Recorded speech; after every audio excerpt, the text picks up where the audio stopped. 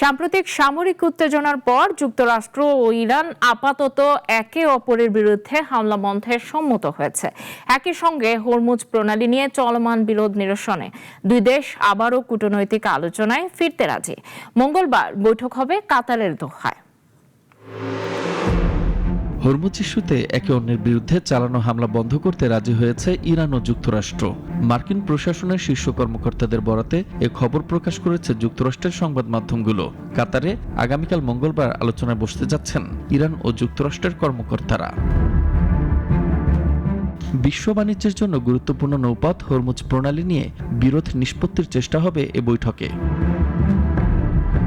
মার্কিন ওই কর্মকর্তা জানান, গত 17 জুন স্বাক্ষরিত 14 দফার সমঝোতা স্মারকের আওতায় সব বিষয়ে কারিগরি পর্যায়ের আলোচনা চলবে। আপাতত উভয় পক্ষ সামরিক অভিযান থেকে বিরত থাকবে এবং হরমুজ প্রণালী দিয়ে আন্তর্জাতিক জাহাজ চলাচল অব্যাহত থাকবে। এর আগে হরমুজ প্রণালীতে একটি বাণিজ্যিক জাহাজে হামলার ঘটনাকে কেন্দ্র করে দুই দেশের মধ্যে নতুন করে উত্তেজনা সৃষ্টি হয়। উভয় পক্ষই একে অপরের বিরুদ্ধে যুদ্ধবিরতি লঙ্ঘনের অভিযোগ তোলে।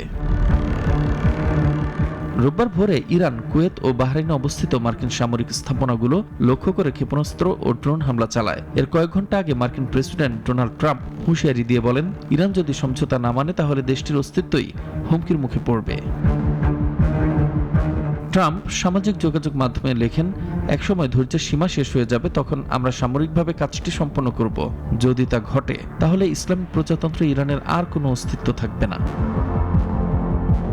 কাতারে অনুষ্ঠেয় নতুন দফার আলোচনা মধ্যপ্রাচ্যে উত্তেজনা কমানোর একটি গুরুত্বপূর্ণ সুযোগ হতে পারে। তবে লেবাননের পরিস্থিতি এবং দুই দেশের পারস্পরিক অবিশ্বাস এখনও স্থায়ী শান্তি প্রতিষ্ঠার পথে বড় বাধা হয়ে রয়েছে।